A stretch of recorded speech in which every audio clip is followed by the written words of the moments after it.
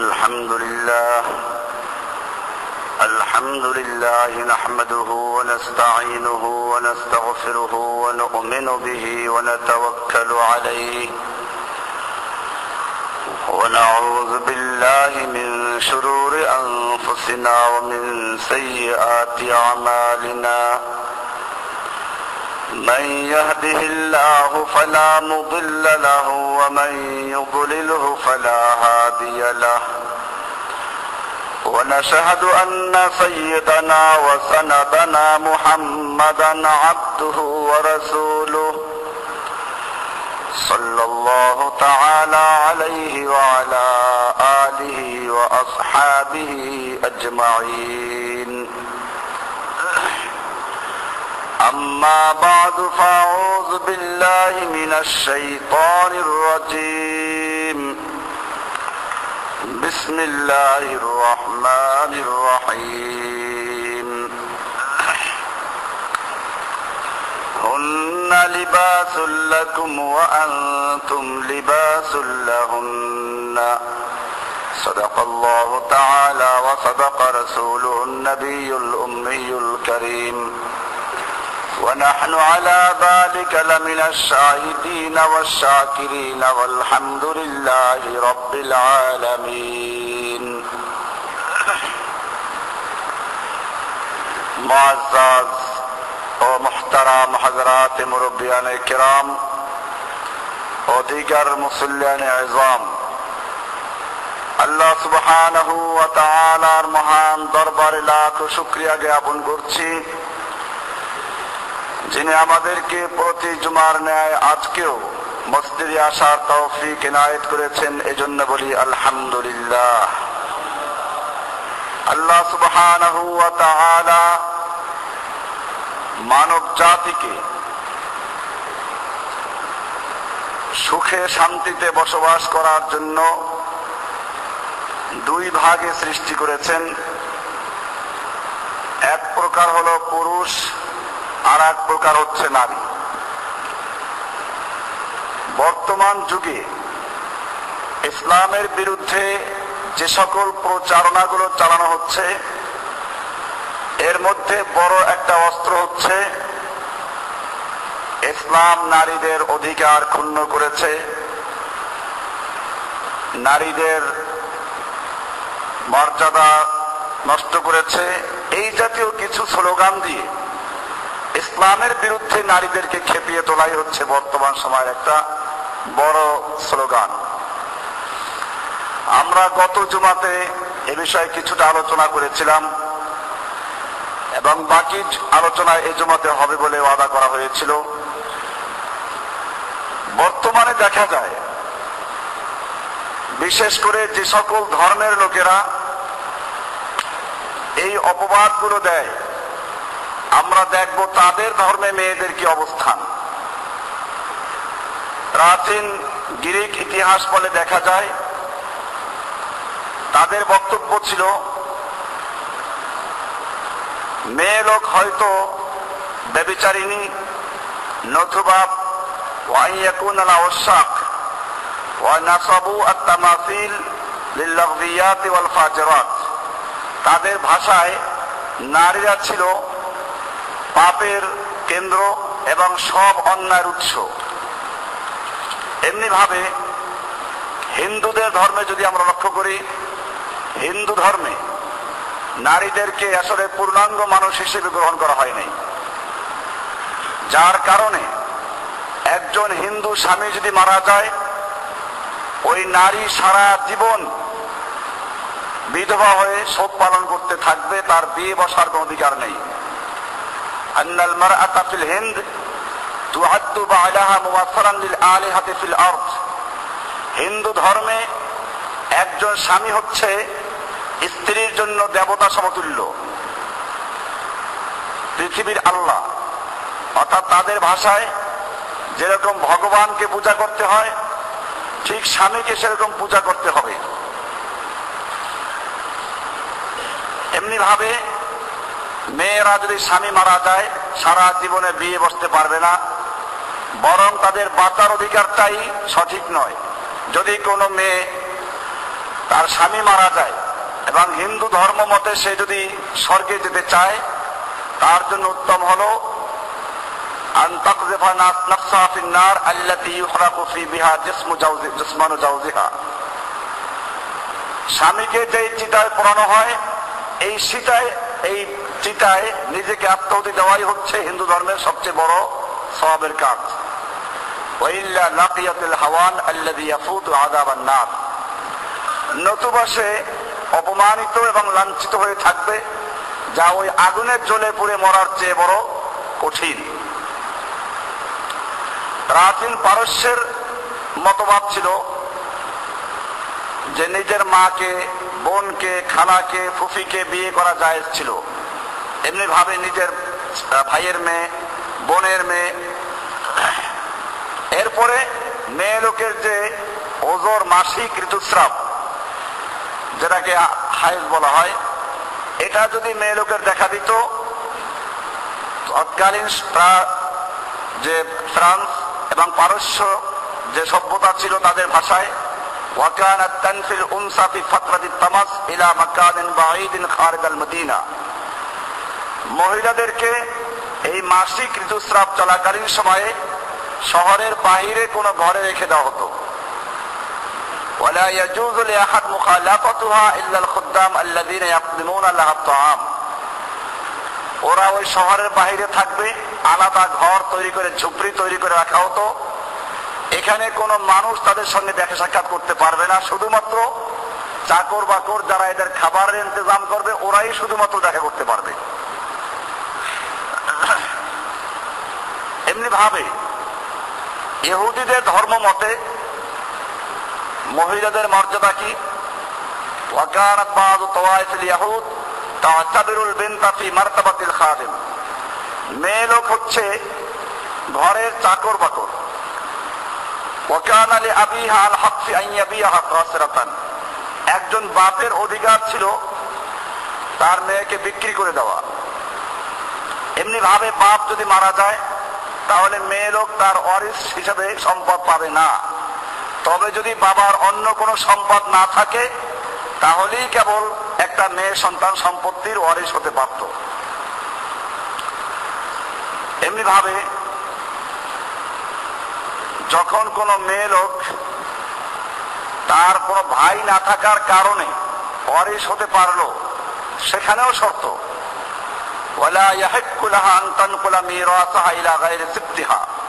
তার নিজের বংশ ছাড়া অন্য কোনো বংশের ছেলেকে এসে বিয়ে করতে পারবে না, কারণ তাহলে ওই যে সম্পদ আরেক গোত্রে চলে যাবে। ওয়াল ইয়াহুদি আতাবিরুনাল মারআতা লানাতান। ইহুদিরা মেয়ে লোককে একটা অভিশাপ মনে করে। লিআন্না আগওয়াত আদম।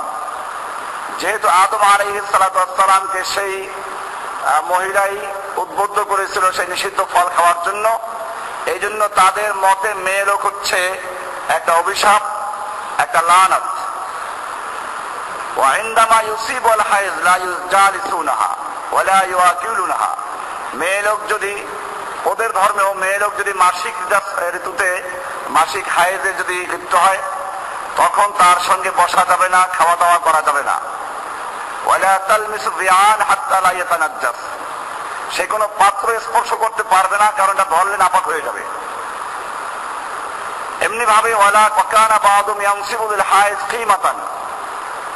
কোন পরিবার এই হায়েজা মেয়ে লোকদের জন্য একটা আলাদা খিমা তৈরি করে, ঝুপড়ি তৈরি করে, এই মাসিক ঋতুস্রাব চলাকালীন সময় সে ওই ঝুপড়িতে বসবাস করবে। যতক্ষণ পর্যন্ত এর থেকে পবিত্র না হবে, ততক্ষণ পর্যন্ত ঘরে ফেরা তার অধিকার নেই। এমনি ভাবে খ্রিস্টান ধর্মে মহিলাদেরকে মনে করা হয় শয়তানের প্রকার, কারণ এই মহিলাই আদম আলাইহিস সালাতু ওয়াস সালামকে পরামর্শ দিয়েছিল গন্ধম খাওয়ার জন্য। ফাতাবারুল মারআত মাসউলাতান আন হাদা কুল্লিহি। সমাজে যত অন্যায়, অবিচার এবং বেহায়াপনা হবে, এই সবগুলোর দায় দায়িত্ব বর্তাবে মেয়ে লোকদের উপরে। লিআন্নাহা কানাত তাখরুজু ইলাল মুজতামিআত ওয়া তাতামাত্তাউ মা তাশাউ মিনাল লাহবি ওয়া তাখতালিতু বিমান শাআ মিনার রিজাল। কেননা মেয়ে লোকেরাই রাস্তাঘাটে পুরুষদেরকে উদ্বুদ্ধ করে এবং বেহায়াপনা কাজে তারা উৎসাহিত করে। এই জন্য ইসলাম পূর্ব যুগে আল্লাহ রাসূল সাল্লাল্লাহু আলাইহি ওয়াসাল্লামের জন্মের পরে এবং আগেও বড় বড় সম্মেলন হতো। একটা সম্মেলন দেখা যায় আল্লাহ রাসূল সাল্লাল্লাহু আলাইহি ওয়াসাল্লামের জন্মের 5 বছর আগে হয়েছিল। সেখানে শিরোনাম ছিল হালিল মারআতু জুসমানুন বুখতুল আমহিয়াতি জাতাবিন যু রূহিন। মেয়ে লোক কি খালি একটা বডি না এর কোন রুহু আছে? গাছের যেমন আমরা ধরি একটা, এখন তো প্রমাণ করেছে গাছেরও প্রাণ আছে। আগে যেমন মনে করা হতো গাছ একটা জড় পদার্থ, এরকম ভাবে মেয়ে লোকও কোনো জীব, এর ভিতরে কোনো রুহু আছে কিনা এই নিয়ে সম্মেলন হতো। জিরুহিন ইয়ানাতু বিহিল খালাকুল হালাক। এরপরে আল্লাহর রাসূল সাল্লাল্লাহু আলাইহি ওয়াসাল্লামের বয়স, আল্লাহ নবী সাল্লাল্লাহু আলাইহি ওয়াসাল্লামের যৌবনে অর্থাৎ 586 হিজরিতে মিলাদিতে আল্লাহ নবীর বয়স যখন কত হবে, 571 জন্ম, তার মানে 6-7 বছর পরে একটা সম্মেলন হলো। এটার আলোচ্য বিষয় ছিল হাউ তুআদ্দুল মারআতু ইনসানান আম গায়রা ইনসান। মেয়ে লোক আসলে মানুষ কিনা নাকি অন্য কোন জীব? ওয়া হাল লাহা রূহুন আম লাইসা লাহা রূহুন। মেয়ে লোকের কোন রুহু আছে কিনা নাকি রূহ নাই? ওয়া ইযা কানাত লাহা রূহুন, মেয়ে লোকের রুহু যদি থাকে, ফাহাল হিয়া রূহুন হায়াওয়ানিয়াতুন আম রূহু ইনসানিয়াতুন। প্রাণ যদি থেকেও থাকে ওটা কি মানুষের প্রাণ নাকি কোনো পশুর প্রাণ? ওয়া ইযা কানাত রূহুন ইনসানিয়া, যদি মানুষের প্রাণ হয়ে থাকে তাহলে এটা কি পুরো একজন পুরুষের প্রাণ যেরকম শক্তিশালী সেরকম, না তার চেয়ে ত্রুটি সম্পূর্ণ, তার চেয়ে অসম্পন্ন? এবং তারা এই আলোচ্য বিষয়ে নির্ধারণ করে দীর্ঘদিন পর্যন্ত আলোচনা করার পরে তারা সিদ্ধান্ত নিল, হ্যাঁ এটা একটা মানুষ ঠিক, কিন্তু খুলিকাত লিখাদমাতির রাজুল। এদেরকে সৃষ্টি করা হয়েছে মানুষের সেবা দেওয়ার জন্য, পুরুষের সেবা দেওয়ার জন্য। এরা আসলে মানুষ হলেও মানুষের সেবার জন্য তৈরি করা হয়েছে। এদের পূর্ণাঙ্গ ভাবে মানুষের অধিকার ভোগ করার কোনো সুযোগ নাই। তারা আরো লিখত যে ওয়ায়ারা আন্নাল মারআতা লির-রাজুল বাবুন মিন আবওয়াব জাহান্নাম। একটা মেয়ে লোক মানে হলো পুরুষের অশান্তির কারখানা। এবং বড় বড় ইংরেজ দার্শনিকরা সম্পর্কে বলেছেন, কেউ কেউ বলেছেন যে একটা পরিবারকে ধ্বংস করার জন্য একটা মেয়ে লোকের ঘ্যানর যথেষ্ট। আর একজনে লিখেছেন যে মেয়ে লোক হচ্ছে শয়তানের প্রকার, শয়তানের দালাল। আর একজনে লিখেছেন ইযা রাআইতুম ইমরাআতান ফালা তাহবিসু তাহসাবু আন্নাকুম তারাউনা কায়নান বাশারিয়ান বাল ওয়ালা কায়নান ওয়াহশিয়ান। তোমরা যখন কোনো মেয়েদেরকে দেখো তোমরা মনে করো না যে সে একটা মানুষ হবে, বরং সে একটা পশু, বরং পশু না, সে একটা শয়তান। ওয়া ইন্নামাল্লাযী তারাউনা হুয়া শাইতান বিযাতি। তোমরা তাকে মেয়ে লোকের আকারে দেখতে পাচ্ছ, এটা একটা সরাসরি শয়তান। ওয়াইল্লাযী তাসমাউনা বিহি হুয়া সাফিরুস সাবান। আর তার থেকে যে আওয়াজগুলো শুনতে পাও ওগুলো হচ্ছে বিষাক্ত সাপের ছবল মাত্র। এমনি ভাবে আরো অনেকগুলো বিষয় আছে মেয়ে লোকদের নিয়ে। এরা এরকম বড় বড় আলোচনা বসাতো, বড় বড় শিরোনাম দিয়ে তারা তাদের সেমিনার গুলো করত। ইনজিলের ভিতরেও ওয়াইন আইন ইনজিল লিয়ান্না তাওয়াতাবার নাজাসাতান, খ্রিস্টানদের ধর্মে মেয়ে লোকদের জন্য ইনজিল স্পর্শ করা জায়েজ ছিল না, কারণ মেয়ে লোক যেহেতু নাপাক, আর নাপাকের জন্য পবিত্র ধর্মগ্রন্থে স্পর্শ করা বৈধ না। এমনি ভাবে আমরা দেখি আরবের জাহেলিয়াতের যুগেও মেয়ে লোকদেরকে মানুষ মনে করা হতো না। বর্তমান যুগেও আমি যেটা গত জুমায় বলেছিলাম যে মেয়ে লোকদের জন্মটাকে শুভ লক্ষণ মনে করা হয় না। এই জন্য ভারতের মতো একটা বিশাল দেশ, সেখানে মেয়ে লোকদেরকে এখনো বর্তমান যুগে মেয়ে লোক হওয়াটাকে অপমানজনক মনে করা হয়। ডাক্তার দিয়ে পরীক্ষা করানো হয় সন্তান পেটে কি আছে, যদি জানা যায় যেটা মেয়ে তাহলে তাকে ওখান থেকে বিদায় করে দাও। এই জন্য কয়েক বছর আগে অনেক ডাক্তারকে শাস্তি দেওয়া হয়েছিল। আল্লাহর রাসূল সাল্লাল্লাহু আলাইহি ওয়াসাল্লামের কাছে মেয়ে লোকেরা স্বীকার করেছেন, ওয়াল্লাহি ইন কুন্না ফিল জাহিলিয়াতি মা নুআদ্দু লিন-নাসি আমরান।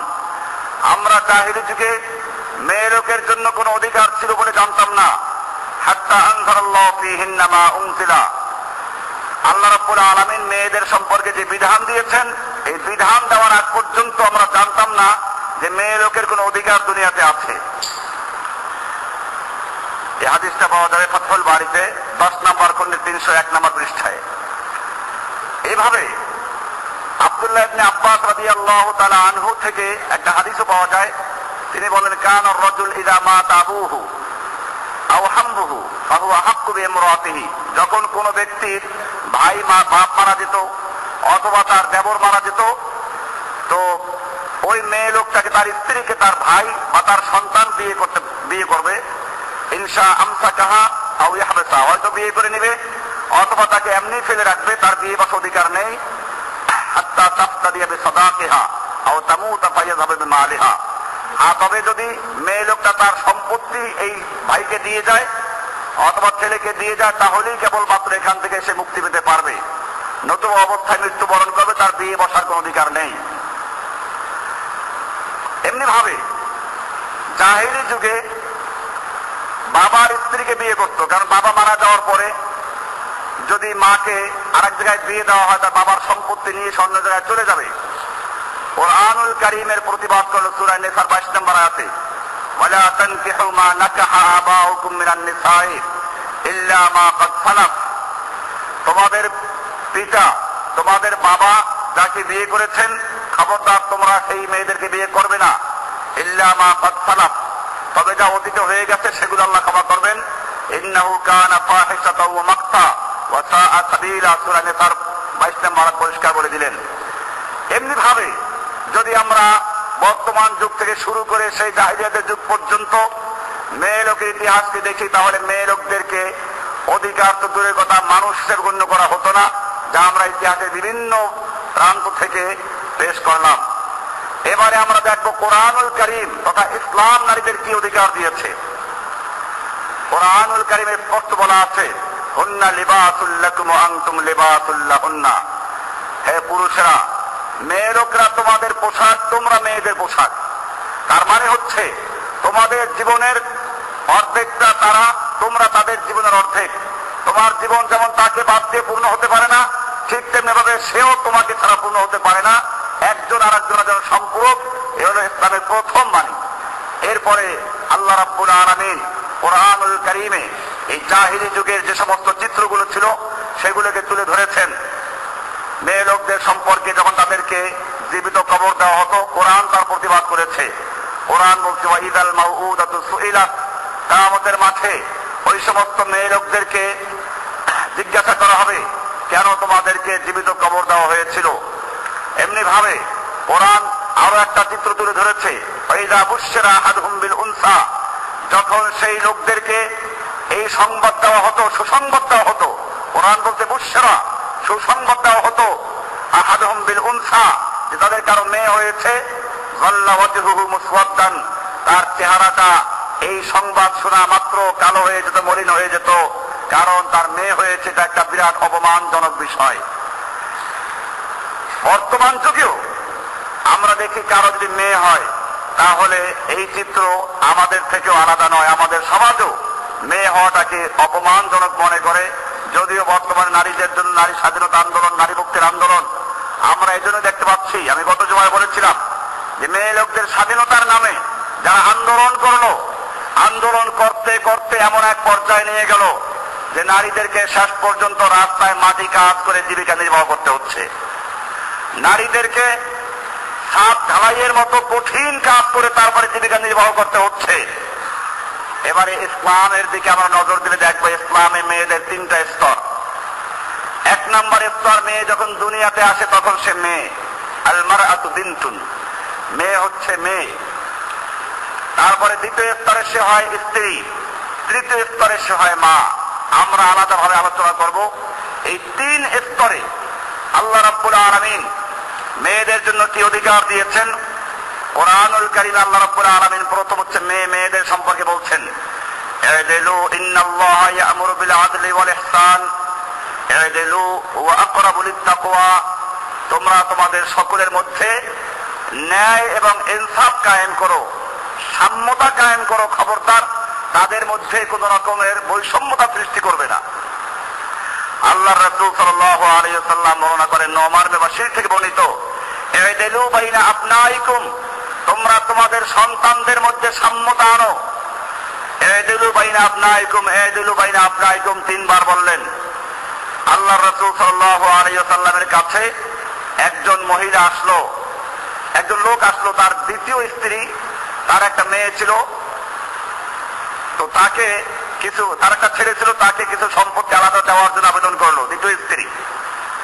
আল্লাহ রাসূল সাল্লাল্লাহু আলাইহি ওয়াসাল্লাম জানতে পারলেন যে তার প্রথম স্ত্রীর মেয়ে আছে, মূলত এই মেয়েকে বঞ্চিত করার জন্যই চালাকিটা করা হচ্ছে।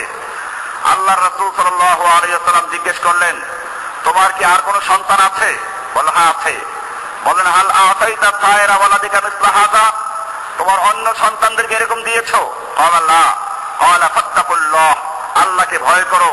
ওয়াদিলু বাইনা আওলাদিকুম, তোমরা তোমাদের সন্তানদের মধ্যে সাম্যতা আনো, অর্থাৎ ওসিয়ত করার ক্ষেত্রে, দান করার ক্ষেত্রে সমান করতে হবে।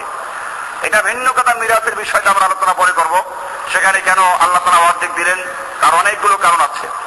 আল্লাহ রাসূল সাল্লাল্লাহু আলাইহি ওয়াসাল্লাম আরো বললেন, ফালা তাশহাদুনি ইযান ফাইন্নী লা উশহিদু আলা জাওরিন, তোমরা এই অন্যায় কাজে আমাকে সাক্ষ্য মানো না, আমি কোনো অন্যায় কাজে সাক্ষী হতে পারি না।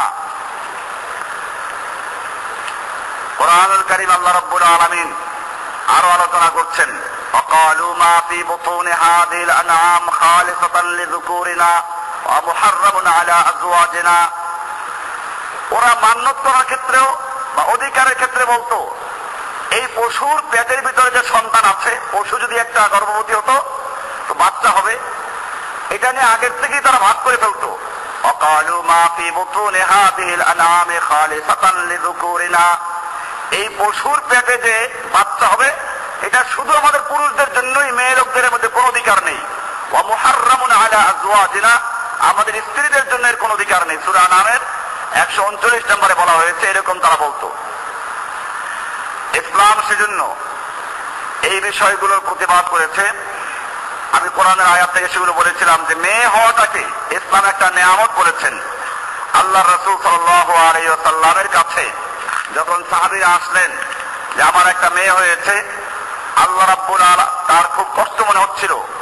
আল্লাহ রাব্বুল আলামিন আয়াত নাযিল করে তাদেরকে সান্ত্বনা দিলেন, ফাইন কারিহতুমুহুন্না ফাআসা আন তাকরাহু শাইআন ওয়া ইয়াজআলুল্লাহু ফীহি খায়রান কাসীরা।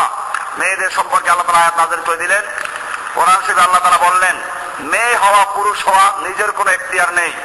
বর্তমান যুগেও কোনো মেয়ে লোক যদি বারবার মেয়ে সন্তান জন্ম দেয় তো তাকে অলক্ষী মনে করা হয়, হিন্দুদের জাতিটা। আল্লাহ তাআলা কোরআনের প্রতিবাদ করেছেন, লিল্লাহি মুলকুস সামাওয়াতি ওয়াল আরদ ইয়াখলুকু মা ইয়াশাউ ইয়াহাবু লিমান ইয়াশাউ ইনাসা ওয়া ইয়াহাবু লিমান ইয়াশাউ যুকুর। আসমান এবং জমিনের সমস্ত ক্ষমতা আল্লাহর হাতে। ইয়াখলুকু মা ইয়াশাউ, তিনি যা ইচ্ছে করেন তাই সৃষ্টি করেন। তার মানে সৃষ্টি করার ক্ষেত্রে কারো কোনো এখতিয়ার নেই। মানুষ যখন কয়েকটা মেয়ে পর যখন খাজা বাবার দরবারে যায়, হুজুর আমার মেয়ে হয়, এইবার একটা পুত্র সন্তান হয়। আল্লাহ তাআলা বলছেন, লিল্লাহি মুলকুস সামাওয়াতি ওয়াল আরদ, গোটা আসমান এবং জমিনের সমস্ত ক্ষমতা আল্লাহর হাতে। ইয়াখলুকু মা ইয়াশাউ, তিনি যা ইচ্ছা তাই সৃষ্টি করেন। ইয়াহাবু লিমান ইয়াশাউ ইনাসা, তিনি যাকে ইচ্ছা তাকে মেয়ে দান করেন, মেয়ে সন্তান দান করেন। ওয়া ইয়াহাবু লিমান ইয়াশাউ আয-যুকুর, আর যাকে ইচ্ছা তাকে পুরুষ সন্তান দান করেন। আও ইউযাব্বিজুহুম যুকরানা ওয়া ইনাসা, আবার যাকে ইচ্ছা তাকে পুরুষ এবং মেয়ে দুটোই দান করেন। ওয়া ইয়াজআলু মান ইয়াশাউ আকিমা, আবার যাকে ইচ্ছে করেন তাকে একেবারে বাঁধা সৃষ্টি করেন, কোনো মেয়ে সন্তানে তাকে দেন না। ইন্নাহু আলিমুন কাদির, এই সব বিষয় সম্পর্কে আল্লাহ রাব্বুল আলামিন পরাক্রমশালী এবং তিনি হচ্ছেন মহাজ্ঞানী। সূরা শূরা এর 49 এবং 50 নম্বর আয়াতে পরিষ্কার বলে দেওয়া হলো, এটা সম্পূর্ণ আল্লাহর নিয়ন্ত্রণে, মেয়েদের কোনো এখানে হাত নেই, কোনো ব্যক্তির এখানে হাত নেই। আল্লাহ সুবহানাহু ওয়া তাআলা এখানে বয়ান করার ক্ষেত্রে মেয়েদেরকে আগে আলোচনা করেছেন। এখানে বলেছেন ইয়াহাবু লিমান ইয়াশাউ ইনাসান, আল্লাহ তাআলা যাকে ইচ্ছে করেন তাকে মেয়ে দান করেন। এরপরে বলেছেন ওয়া ইয়াহাবু লিমান ইয়াশাউ যুকুর, যাকে ইচ্ছে তাকে পুরুষ দান করেন। এখানেও মেয়েদেরকে আল্লাহ রাব্বুল আলামিন আগে রাখলেন। আল্লাহর রাসূল সাল্লাল্লাহু আলাইহি ওয়াসাল্লামের সময়ে অনেক ঘটনা ঘটেছিল। মেয়েদেরকে যে জীবন্ত কবর দেওয়া হচ্ছে আল্লাহ রাসূল বাণীও আছে। ইবনে আব্বাস রাদিয়াল্লাহু তাআলা আনহু থেকে বর্ণিত, তিনি বলেন আন্না রাসূলুল্লাহ সাল্লাল্লাহু আলাইহি ওয়াসাল্লাম قال من كان له انثى فلم يئدها ولم يهنها ولم يؤثر ولده أدخله الله تعالى الجنة। আল্লাহ রাব্বুল আলামিন যেই ব্যক্তিকে একটা মেয়ে সন্তান দিল, অথবা সে এই মেয়ে সন্তানকে জীবিত কবর দেয় নাই, ওয়ালাম ইউহিনহা, এই মেয়ে সন্তান হওয়াকে অপমানজনক মনে করে নাই, তার চেহারা মলিন হয় নাই, ওয়ালাম ইউআসির ওয়ালাদাহু, মেয়ে সন্তানের উপরে পুরুষকে অগ্রাধিকার দেয় নাই, এইভাবে যে ব্যক্তি একটা মেয়েকে লালন পালন করলো, বড় করলো, বিয়ে দিল, আদখালাহুল্লাহু তাআলা আল জান্নাতা, আল্লাহ রাব্বুল আলামিন তাকে জান্নাতে প্রবেশ করাবেন। হাদিসটা আছে বুখারী শরীফের 8 নম্বর খণ্ডের 378 পৃষ্ঠায় সূরা আল ফুরকানে তাফসীর করতে গিয়ে হাদিসটা আনা হয়েছে। আল্লাহ রাসূল সাল্লাল্লাহু আলাইহি ওয়াসাল্লামকে জিজ্ঞেস করা হলো আইয়ুয যামবি ইনদাল্লাহি আযম, আল্লাহর কাছে সবচেয়ে বড় গুনাহ কোনটি, সবচেয়ে বড় গুনাহ কোনটি জিজ্ঞেস করা হলো। আব্দুল্লাহ বিন মাসউদ রাদিয়াল্লাহু তাআলা হাদিসে বর্ণিত, ক্বালা আন তাজআলা লিল্লাহি নিদ্দান ওয়া হুয়া খালাকাকা, এক নম্বর বড় গুনাহ হলো আল্লাহ রাব্বুল আলামিন যিনি তোমাকে সৃষ্টি করেছেন তার সঙ্গে কাউকে আন্দাজ বানানো, শরীক করা, অংশীদার বানানো, সমতুল্য সমকক্ষ বানানো। এরপরে বললেন ক্বালা সুম্মা আইয়ুন, এরপরে কোনটি? ক্বালা ইন্না যালিকা লা, সুম্মা ক্বালা আন তাকতুলা ওয়ালাদাকা মাখাফাতা আন ইয়াতাআমা মা'ak, তুমি তোমার সন্তানকে এই ভয়ে হত্যা করবে যে সে তোমার সঙ্গে খানা খাবে, তোমার সম্পদের ভাগ বসাবে, এটা একটা বড় অন্যায়। আল্লাহ রাসূল সাল্লাল্লাহু আলাইহি ওয়াসাল্লাম মেয়ে হলে পরে কি সুসংবাদ দিয়েছেন। উকবা ইবনে আমির আল জুহানি থেকে বর্ণিত রাদিয়াল্লাহু তাআলা, তিনি বলেন আমি রাসূলুল্লাহ সাল্লাল্লাহু আলাইহি ওয়াসাল্লামকে বলতে শুনেছি, মান কানা লাহু সালাতু বানাতিন ফাসাবারা আলাইহিন্না ওয়া তা'আমাহুন্না ওয়া সাকাহুন্না ওয়া কাসাহুন্না মিন জিদ্দাতিহি কুন্না লাহু হিজাবাম মিনান নার। আল্লাহ রাসূল সাল্লাল্লাহু আলাইহি ওয়াসাল্লাম ইরশাদ করেন, আল্লাহ রাব্বুল আলামিন যাকে 3টি মেয়ে দান করেছেন, ফাসাবারা আলাইহিন্না, অতঃপর সে ধৈর্য সহকারে মেয়েদেরকে লালন পালন করেছেন, ওয়া তা'আমাহুন্না ওয়া সাকাহুন্না ওয়া কাসাহুন্না, এবং নিজের সাধ্যমতো মিন জিদ্দাতিহি, নিজের সাধ্যমতো এদের খাবার দান করেছে, পানি দান করেছে, কাপড় চোপড় দান করেছে, এদের সবকিছু বহন করেছে, কুন্না লাহু হিজাবাম মিনান নার। এই ব্যক্তি যদি ঈমানদার হয়, এই মেয়ে লোকগুলো কিয়ামতের মাঠে জাহান্নামের থেকে বাঁচাবার জন্য তার জন্য প্রাচীর হয়ে দাঁড়াবে। হাদিসটা আছে মুসলিম শরীফের 2631 নম্বর হাদিস, বাবুল বিররি ওয়াস সিলা, বাবুল ইহসান ইলা বানাত, এই অধ্যায়ের ভিতরে আছে, আরো অনেক কিতাবে আছে।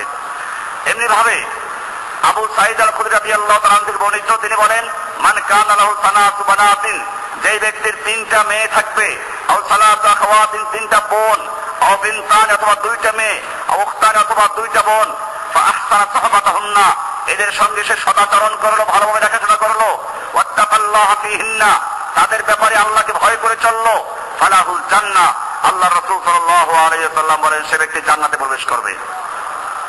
এটা মুসনাদে আহমদের হাদিস 4 নম্বর খণ্ডের 154 নম্বর হাদিস, বুখারী শরীফ আদাবুল মুফরাদের ভিতরে আছে, বুখারীর 76 নম্বর হাদিস, ইবনে মাজাহ 3669 নম্বর হাদিস, এবং ইমাম আলবানী রাহমাতুল্লাহ একে সহিহ বলে আখ্যায়িত করেছেন।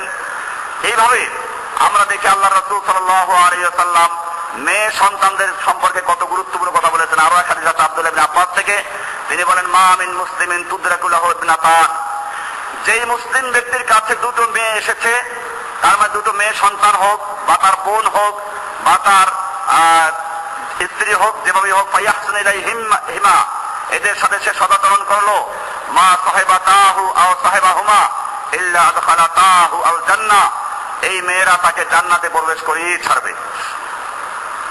আরো একটা হাদিস জাবির বিন আব্দুল্লাহ থেকে বর্ণিত, মান কানা লাহু সালাতু বানাতিন ইউবিহিন্না ওয়া ইয়ারহামুহুন্না, যে ব্যক্তির 3টা মেয়ে হবে, এই মেয়েদেরকে সে ঠিক মতো লালন পালন করবে, তাদের প্রতি সদয় হবে, ওয়া ইয়াকফুলুহুন্না, তাদের ঠিক মতো ভরণ পোষণ বহন করবে, ওয়াজাবাত লাহুল জান্নাত আল বাত্তাতা, সেই ব্যক্তির জন্য অবশ্যই জান্নাত হবে।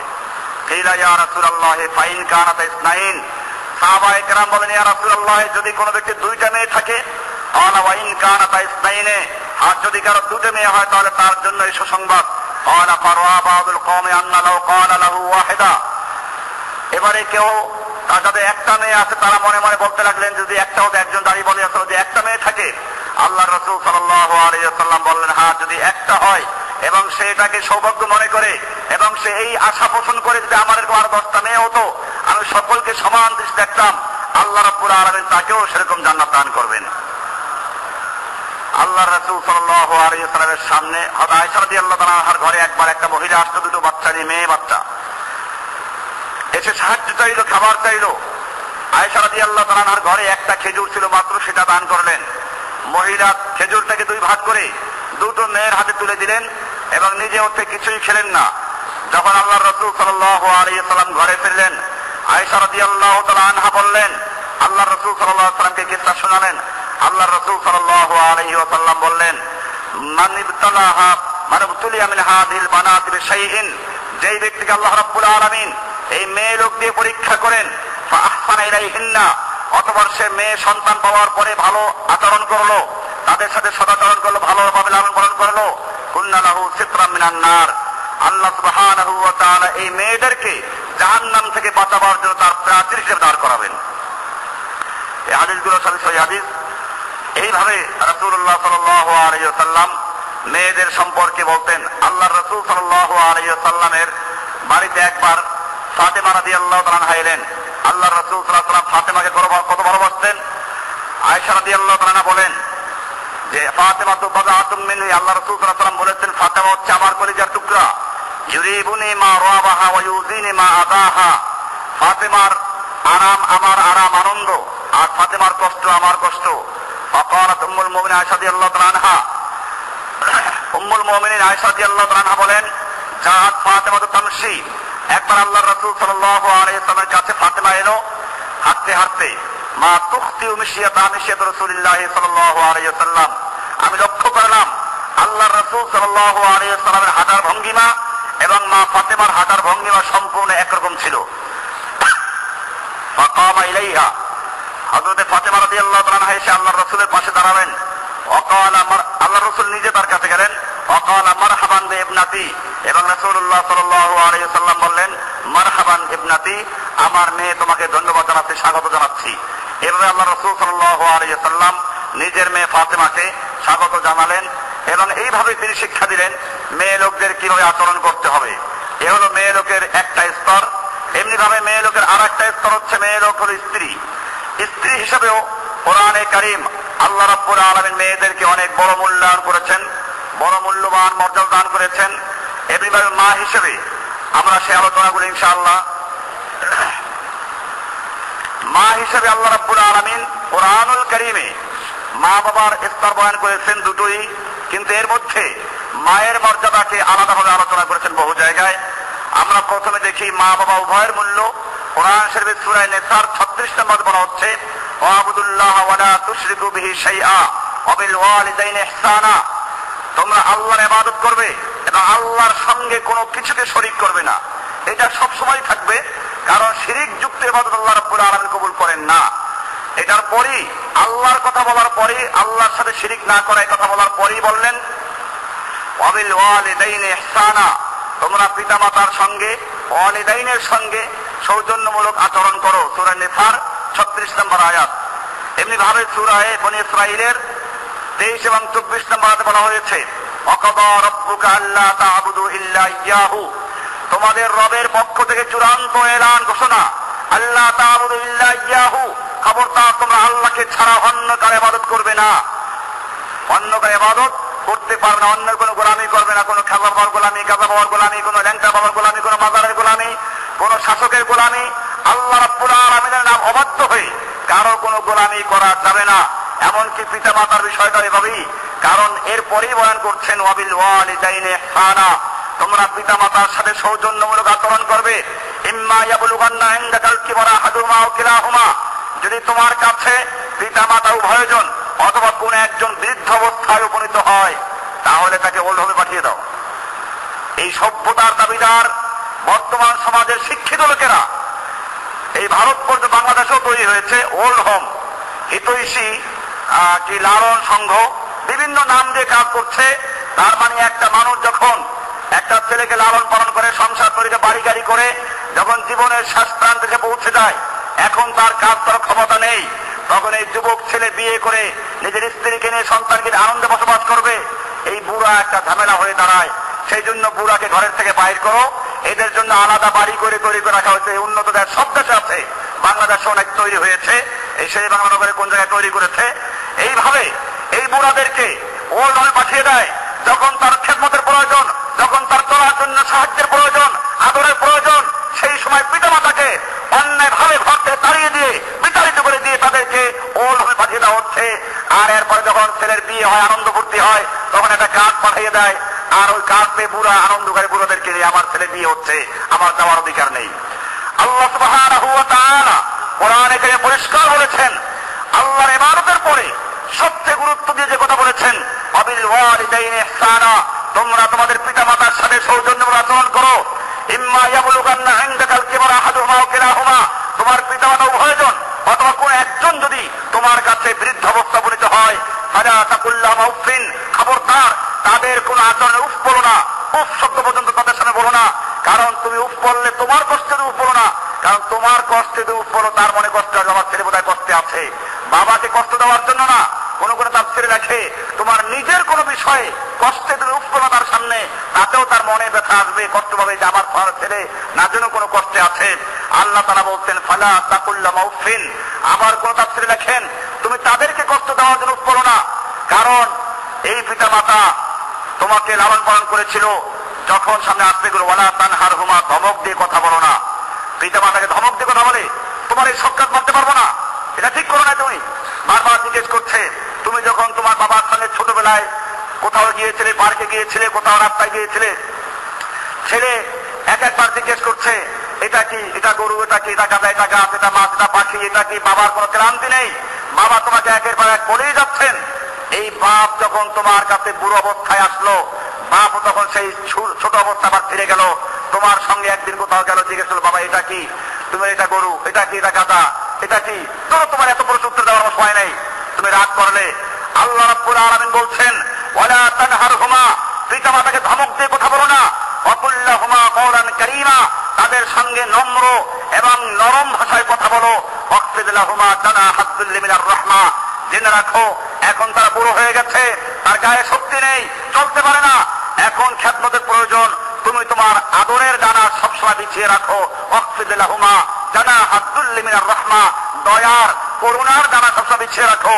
ওয়াকুর রাব্বিরহামহুমা কামা রাব্বায়ানি সগীরা, এবং আল্লাহর কাছে এই বলে দোয়া করো, হে আমাদের রব, তুমি আমার পিতামাতাকে, আমার মাতা পিতাকে সেইভাবে সৌজন্য এবং আদর দিয়ে সোহাগ দিয়ে লালন পালন করো যেভাবে তারা আমাদেরকে শিশু অবস্থায় আমাদেরকে আদর দিয়ে সোহাগ দিয়ে লালন পালন করেছিল।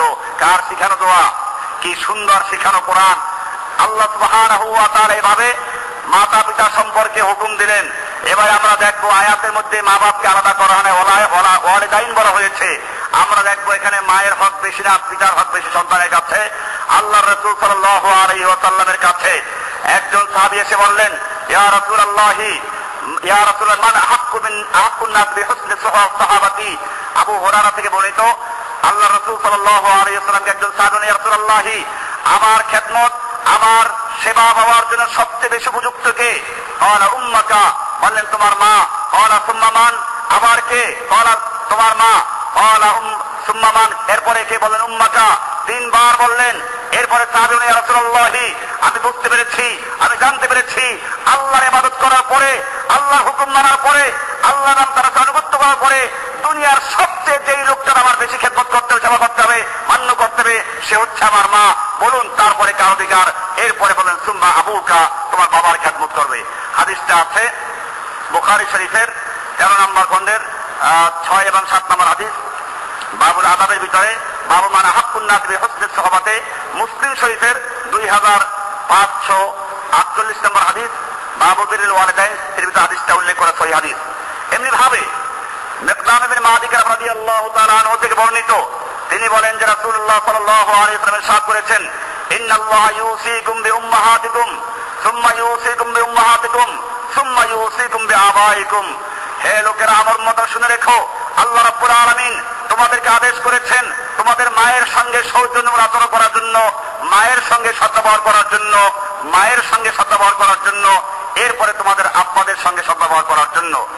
আল্লাহ রাসূল সাল্লাল্লাহু আলাইহি ওয়াসাল্লামের আরেক সাহাবী আব্দুল্লাহ বিন মাসউদ রাদিয়াল্লাহু তাআলা আনহু আল্লাহ রাসূলকে জিজ্ঞেস করলেন, ইয়া রাসূলুল্লাহ, আইয়ুল আমালি আহাব্বু ইলাল্লাহি, আল্লাহর কাছে সবচেয়ে প্রিয় আমল কোনটি? ক্বালা আস-সালাতু আলা ওয়াক্তিহা, সময় মতো নামাজ আদায় করা। সুম্মা আইয়ুন, সাহাবী বললেন যে আমি আবার জিজ্ঞেস করলাম তারপরে কোন ইবাদত সবচেয়ে বেশি প্রিয়? ক্বালা বিররুল ওয়ালিদাইন, পিতামাতার সঙ্গে সৌজন্যমূলক আচরণটা ভালো ব্যবহার করা। সুম্মা আইয়ুন, এরপরে জিজ্ঞেস করলাম এরপরে কোনটি? ক্বালা আল জিহাদু ফি সাবিলিল্লাহি, আল্লাহর রাস্তায় জিহাদ করা। এইভাবে রাসূলুল্লাহ সাল্লাল্লাহু আলাইহি ওয়াসাল্লাম পিতামাতার খেদমতে গুরুত্ব দিলেন আল্লাহর ইবাদতের পরে, এরকম ভাবে নামাজ অক্তমত আদায় করার পরে। আল্লাহ রাসূল সাল্লাল্লাহু আলাইহি ওয়াসাল্লামের কাছে একজন লোক এসে বলল, ইয়া রাসূলুল্লাহ, আমি জিহাদে যেতে চাই। আল্লাহ রাসূল সাল্লাল্লাহু আলাইহি ওয়াসাল্লাম বলেন, আহাইজুন ওয়ালিদাকা, তোমার পিতামাতা কেউ জীবিত আছে কি? ক্বালা নাম। ক্বালা ফাফিহিমা ফাজাহিদ, যাও পিতামাতার সঙ্গে জিহাদ করো, তবে তাদের খেদমত করো, তাদের সন্তুষ্ট করে, এটাই তোমার জন্য জিহাদ। হ্যাঁ, তবে যদি জিহাদের প্রয়োজন হয় সেক্ষেত্রে বিভিন্ন পর্যায়ে আছে, তখন আর পিতামাতার হুকুমের প্রয়োজন হয় না। যদি এরকম প্রয়োজন হয় আর যে মুজাহিদিন এমনি থাকে জিহাদ করার জন্য যে পরিমাণ দরকার, তারপরে পিতামাতার খেদমতের বিষয়টা এখানে বলা হয়েছে। আল্লাহ রাসূল সাল্লাল্লাহু আলাইহি ওয়াসাল্লাম এভাবে মাতা পিতার সঙ্গে আচরণ করার কথা বললেন। আব্দুল্লাহ ইবনে ওমর রাদিয়াল্লাহু তাআলা আনহু বলেন, একবার আল্লাহ নবীর কাছে একটা লোক এসে বলল, ইয়া রাসূলুল্লাহ, ইন্নী আসাবতু যামমান আযীমান ফাহাল লি মিন তাওবা, আমি একটা বড় অন্যায় করে ফেলেছি, গুনাহ করে ফেলেছি, আমার কি তওবার কোনো সুযোগ আছে? ফাকাল রাসূলুল্লাহ সাল্লাল্লাহু আলাইহি ওয়াসাল্লাম, হাল মিন উম্মিন, তোমার মা কি জীবিত আছেন? ক্বালা লা। ক্বালা না, তা তো জীবিত নাই। ক্বালা ফাহাল লাকা মিন খালাতিন, তোমার খালা কি জীবিত আছেন? ক্বালা নাম, হ্যাঁ আছে। ক্বালা ফাবিররাহা, যাও তার সঙ্গে গিয়ে সদাচরণ করো, এর মাধ্যমে তোমার এই গুনাহের কাফারা হতে পারে। আতা ইবনে ইয়াসার আব্দুল্লাহ ইবনে আব্বাস রাদিয়াল্লাহু তাআলা বর্ণনা করেন, এক ব্যক্তি আব্দুল্লাহ ইবনে আব্বাসের কাছে এলো, এসে বলল, ইন্নী খাতাবতু ইমরাতান ফাহাবাতান তানকাহানি ওয়া খাতাবাহা গায়রি ফাহাব্বাত আন তানকাহাহু, আমি একটা মেয়েকে বিয়ের প্রস্তাব করেছিলাম, সে আমাকে পছন্দ করে নাই, অন্য একটা ছেলে বিয়ের প্রস্তাব করে তাকে বিয়ে করেছে, যে কারণে আমি তাকে হত্যা করে ফেলেছি। এখন আমার কি তওবার কোনো সুযোগ আছে কিনা? ক্বালা উম্মুকা হাইয়াতুন, আব্দুল্লাহ বিন আব্বাস বললেন, তোমার মা কি জীবিত আছেন? ক্বালা লা, না মা জীবিত নাই। ক্বালা তুবিল্লাহ আযজা ওয়া জাল্লা ওয়া তাকাররাব ইলাইহি মাত্তাতাতু, তুমি আল্লাহর কাছে তওবা করো এবং আল্লাহর কাছে যত সম্ভব নৈকট্য অর্জন করার চেষ্টা করো। আব্দুল্লাহ বিন আব্বাস বলেন, এরপরে জিজ্ঞেস করলাম আল্লিমা তাওয়ান হাইয়াত উম্মিহি, ও আব্দুল্লাহ বিন আব্বাসকে আমি জিজ্ঞেস করলাম যে আপনি তার মা সম্পর্কে বলেন কি জন্য, মা জীবিত আছে কিনা? ফাকালা ইন্নী লা আ'লামু আমালান আকরাব ইলাল্লাহি আযজা ওয়া জাল্লা মিন বিররিল ওয়ালিদাতি, কারণ আমি তাকে একটা সবচেয়ে নেক আমল করার জন্য আদেশ করতাম, আর আমার জানা মতে আল্লাহর ইবাদতের পরে, আল্লাহর হুকুম মানার পরে মা বাবার খেদমত করা, মায়ের হুকুম পালন করা, মায়ের সেবা করার চেয়ে আর কোনো নেক আমল হতে পারে না। এইভাবে রাসূলুল্লাহ সাল্লাল্লাহু আলাইহি ওয়াসাল্লাম মেয়েদের সম্পর্কে, মা সম্পর্কে আলোচনা করলেন। স্ত্রীদের সম্পর্কে কোরআন শরীফের অনেক আলোচনা আছে, স্ত্রীদের কিভাবে খেদমত করতে হবে, তাদের কিভাবে সেবা করতে হবে। কোরআন সে সম্পর্কে বলছেন, আতুন নিসা সাদাকাতিহিন্না নিহলা, মেয়ে লোকদের তোমরা তাদের মোহরগুলো ঠিকমতো আদায় করে দাও। বর্তমানে মোহর মেয়ে লোকদের পাওনা অধিকার আদায় করা হচ্ছে না। আল্লাহ রাব্বুল আলামিন কোরআনে আরেক জায়গায় বলেছেন, মেয়ে লোকদের তোমরা তাদের কিসওয়া, পোষ, খাবার দাবার তোমরা ঠিক মতো দান করো। তুমি যেই অবস্থায় আছো মেয়ে লোকদের সেভাবে খাওয়া দাওয়ার ব্যবস্থা করো। এমনি ভাবে আল্লাহ রাব্বুল আলামিন নারীর তিনটা স্তর সম্পর্কে বিস্তারিত আলোচনা করেছেন। নারী হয়তো মেয়ে হবে তোমার, নতুবা তোমার স্ত্রী হবে, নতুবা তোমার মা হবে। তিন স্তরকে আলাদা আলাদা করে আল্লাহ রাব্বুল আলামিন কোরআনুল কারীমে এবং আল্লাহর রাসূল সাল্লাল্লাহু আলাইহি ওয়াসাল্লাম সহিহ হাদিসে বিধান বয়ান করেছেন। আজকে যারা মেয়ে লোকদেরকে নিজের ভোগের সামগ্রী বানাতে চায়, যারা একটা সাবানের বিজ্ঞাপন পর্যন্ত মেয়ে লোক ছাড়া হয় না, যারা মেয়ে লোকদের উলঙ্গ রাখতে চায়, আজকে আফসোস লাগে মেয়ে লোকদেরকে ইসলাম অধিকার থেকে বঞ্চিত করেছে। আমি তো বলি, যখন মার্কেটে দেখা যায় একজন স্বামী তার 2000 টাকা দামের বা 10,000 টাকা দামের জুতা পরিধান করা, মোজা পরিধান করা, এরপরে প্যান্ট পরা, তারপর টাই পরা, কোট পরা, এরপরে মাথায় ক্যাপ পরা, এই সব পরা, আর তার পাশেই একটা মেয়ে লোক তার গায়ে একটা লেংটি পরা, একটা গেঞ্জি পরা, 20 টাকা 25 টাকা দাম হবে, আর একটা প্যান্ট পরা, এই মেয়ে লোক সে অধিকার হরণ করে নাই। আজকে আমাদেরকে বুঝতে হবে, মেয়ে লোকদেরকে উলঙ্গ করার জন্য, বেহায়া করার জন্য, তার অধিকারকে হরণ করার জন্য এই সমস্ত চক্রান্ত করা হয়েছে। আর দোষ দেয় ইসলামের, দোষ দেয় কার? ইসলাম সম্পর্কে অজ্ঞতার কারণে এই পর্যায়ে আমাদের জাতি থেকে গেছে। এখন আপনার সামনে পহেলা বৈশাখ, পান্তা ভাত খাওয়া আর নারীদের হাতের ইলিশ মাছ ভাজি খাওয়ার সময় এসেছে। অমুসলমান জাতি এই উলঙ্গ করা, বেহায়া করা, ইসলাম নারীদেরকে এই অধিকার দেয় নাই। ইসলাম বলে মেয়ে হচ্ছে মানুষ তৈরির কারখানা, মেয়ে লোক হচ্ছে মানুষ সন্তান তৈরির কারখানা। মেয়ে লোক পুত পবিত্র থাকবে, তাদের পবিত্র সন্তানদের হবে। সেজন্য আল্লাহ রাব্বুল আলামিন হুকুম করেছেন মেয়ের লোকের পর্দার ব্যাপারে, হেদায়েতের ব্যাপারে আজকে দেখা যায় এই উলঙ্গ ব্যবস্থায় মেয়েদেরকে নিয়ে তারপরে বাবা হাত ধরে মেয়েকে নিয়ে যায় এরকম ভাবে বেহায়াপনা কাজের জন্য। অমুসলমান জাতি এইরকম অর্ধেক শাড়ি পরে অর্ধেক উলঙ্গ রেখে, হাদিস শরীফে আছে যে যারা মুমিলাতিন মাইলাতিন, অনেক মেয়ের কাছে এরকম যারা কাপড় পরিধান করে অথচ উলঙ্গ, এই সমস্ত মেয়েদের জন্য আল্লাহ রাব্বুল আলামিন তৈরি করেছেন প্রজ্বলিত আগুন জাহান্নাম। এই জাহান্নামে নিজেও যাবে, যারা এই পোশাক তৈরি করে দেয় তারাও যাবে। এই জন্য আমাদের খেয়াল রাখবে নিজের মেয়েকে যেভাবে শরীয়তের বিধান আছে সেভাবে সামলাও, শরীয়তের যে হুকুম আছে সেভাবে চালাও, তাহলে দেখবা ইনশাআল্লাহ মেয়ে লোকের ইজ্জত ফিরে আসবে। আজকে মেয়ে লোকেরা মিছিল করে নারী নির্যাতন বন্ধ করো, আর এই সিট মারা হচ্ছে, বিনা যৌতুকে বিয়ে করো, ছেলেরা চাইয়ে পড়ো। আমার মনে পড়ে ছাত্র জীবনে একবার মিছিল হচ্ছে মেয়ে লোকদের এরশাদের সময়, মিছিল করে নারী নির্যাতন নাচ বন্ধ করো, এরপরে বিনা যৌতুকে বিয়ে করো, রাস্তার দুপাশে ছেলেরা চাইয়ে পড়ো বিয়ে করার জন্য আছি। অমুসলমান জাতি বিনা যৌতুকে না, ইসলাম তোমাকে হুকুম দিয়েছে তোমাকে অর্থ সম্পত্তি মহতি বিয়ে করতে হবে। আজকে যাও না সৌদি আরবে, মেয়েরা স্কুলে পড়া অবস্থা দিয়ে বোরকা পরে, সেই দেশের মেয়ে বিয়ে করতে গেলে এখন অনেক ছেলে, সৌদি আরব ধনী রাষ্ট্র, তারপরে বহু ছেলে এরকম আছে যুবক যারা বিয়ে করতে পারে না, সরকার সাহায্য করে তারা বিয়ে করায়। কারণ ওই দেশে এক একটা মেয়ে বিয়ে করতে গেলে 2 লাখ 2.5 লাখ রিয়াল দিয়ে তারা বিয়ে করতে হয়। কারণ কি তাদের পর্দা আছে, তারা আল্লাহর হুকুম মেনে মোটামুটি এই বিষয়টা তারা মোটামুটি মান্য করে। মোটামুটি আমি পুরো বলছি, আমি সৌদি আরব প্রশাসন করছি না, কারণ সেই প্রশাসনের তো ভিতরে ভিন্ন বিষয় আছে। যাই হোক, আমার বলা উদ্দেশ্য এই যে হিজাবের বিষয়টা, সেই দেশে নারীদের কিছু আইন আছে যার কারণে এই হজের সময় লক্ষ লক্ষ নারী যারা তাদের সৌন্দর্যকে হার মারতে পারে, আরাফাতের ময়দানে রাতের বেলায় বিশেষ করে মুজদালিফার মাঠে যেখানে কোনো তাঁবু নাই, কিচ্ছু নাই, শুয়ে থাকে নারী পুরুষ একসাথে। আজ পর্যন্ত শোনা যায় নাই কোন একটা নারীর গায়ে কেউ এসিড মেরেছে, নারী হাইজ্যাক করেছে, নারীকে ধর্ষণ করেছে, কারণ জানে যদি এরকম কোন ঘটনা ঘটে তাহলে আল্লাহর আইন এখানে কার্যকর হবে, সেই জন্য এটা কেউ সাহায্য করতে পারে না। আমাদের মনে রাখতে হবে ইসলাম নারীদের যে অধিকার দিয়েছে, যে মর্যাদা দিয়েছে, সেটা অনেক বড় মূল্য। এটা যদি আজকে মুসলমান উদ্ধার করতে পারতো, নারীদের জন্য আর কোন আইনের প্রয়োজন হতো না। আমি আজকে এই নারীদের অধিকার নিয়ে যেহেতু সব জায়গায় ইসলামের সমালোচনা করা হয়, এটার উপর কিছু আলোচনা করলাম। মূলত বিষয়গুলো এত গুরুত্বপূর্ণ বিষয়, এত দীর্ঘ বিষয়, মুসলমানরা এগুলো না জানার কারণে আজকে ওরা যখন এগুলো বলে তখন কি হয় বিশ্বাস করে। আমি বলেছিলাম এটাকে যে শিয়ালেরা আর খানাসেরা যারা মুরগি খায়, তারা মুরগির খোপের কাছে গিয়ে বলে, ও মুরগি বেরিয়ে আসো, কত বাতার সামনে আর কত খানা দানা আছে খোলা ময়দানে, আগে বের হয়ে আসো। কিসের জন্য? এই মুরগিগুলোকে ভোগ করার জন্য। ঠিক তেমনি ভাবে একদল নাস্তিক মোরতাদ এবং বেহায়াপনার লম্পট যারা খায়, সেই সমস্ত লোকেরা নারীদেরকে স্বাধীনতার নামে বিভিন্ন জায়গায় বেহায়াপনার জন্য এগুলো করা হচ্ছে। আমাদের এই জন্য এদের স্লোগান, এদের কথায় আমরা ওদের ভেসে না যাই, আমাদের ইমান এবং থাকে, সেই জন্য বিষয় আলোচনা করা হলো। আল্লাহ সুবহানাহু ওয়া তাআলা আমাদের সকলকে বিষয়গুলোকে বুঝার এবং আমল করার তৌফিক দান করুন। মসজিদের জন্য আপনাদের প্রতি জুমার মতো আজকেও কিছু বলা হচ্ছে যে মসজিদের জন্য আমরা সবসময় দান করে আসছি, মসজিদের কাজগুলো শুরু করবে, তো এই জন্য এই কাজগুলো করা খুবই দরকার। আমাদের এই মসজিদের এখন আয়ের পথ সব বন্ধ হয়ে আছে। ম্যাচগুলো যদি করা হতো তাহলে এটার থেকে একটা ভালো একটা আয় আচ্ছা ব্যয়, মানে এখানে যে নিয়মিত ব্যয়গুলো আছে, এই জন্য আমাদের এটা করা খুবই দরকার। আমরা কত জায়গায় কত পয়সা ব্যয় করি, এই যে পান্তাভাত খেতে গিয়ে কত পয়সায় যে নষ্ট করবে। আমি অনুরোধ করবো যারা পান্তাভাত খাওয়ার নিয়ত করেছো, আজকে তওবা করে সেই পান্তাভাতের পয়সা কমপক্ষে মসজিদ দিয়ে দাও। কিয়ামতের মাঠে আল্লাহ তাআলা হয়তো আল্লাহকে বলতে পারবে, আল্লাহ একটা কাম করেছিলাম, পান্তাভাত খাওয়ার জন্য যে পয়সা নিয়ত করেছিলাম, একটা মেয়ের হাতে খাবো গিয়ে তাকে বেহায়াপনা উলঙ্গ করা অবস্থা দেখবো, এটা থেকে তওবা করে আমি মসজিদ দান করেছিলাম। আমরা এভাবে দান করতে পারি, আমাদের ইনশাআল্লাহ তাআলা বরকত দান করবেন জীবনের ভিতরে, আল্লাহ তাআলা শান্তি দান করবেন। আর যদি সন্তানকে পেটে নিয়ে কোনো বেহায়াপনা মহিলা করতে থাকে, ওই সন্তানটাও বেহায়া হবে। হাদিসে আছে এরকম, একজন মহিলা একজন লোক এসে বলছে, ইয়া রাসূলুল্লাহ, আমার সন্তান আমাকে মারতে মারতে দরজা বন্ধ নিয়ে আসলো। তো আমি তখন সন্তানকে বললাম যে আমি তোমার বাপকে এই বন্ধনে ছিলাম, তুমি আমাকে ছেড়ে দাও। আল্লাহ রাসূল সাল্লাল্লাহু আলাইহি ওয়াসাল্লাম, তুমি তোমার বাপকে যখন দরজা বন্ধনে ছিলে, তোমার বাপ যদি দরজা দিয়ে বাইরে না নিয়ে যায় কেমনে হবে? এই জন্য বুঝতে হবে যারা নিজেরা মা বাবার খেদমত করে না, তাদের সন্তান তাদের বেয়াদবি করে। আর যে সমস্ত মা বাবার খেদমত যারা করেছে, তাদের সন্তান তাদের বেয়াদবি করতে পারে না। এই জন্য কোরআন সুন্নাহর দিকে মানুষকে আহ্বান করা, সন্তানদেরকে শিক্ষা দেওয়া এবং পর্দা আমাদের চালানো, দেখবেন ইনশাআল্লাহ আমাদের জীবনে শান্তি আসবে। আল্লাহ সুবহানাহু ওয়া তাআলা আমাদের সকলকে তৌফিক দান করুন।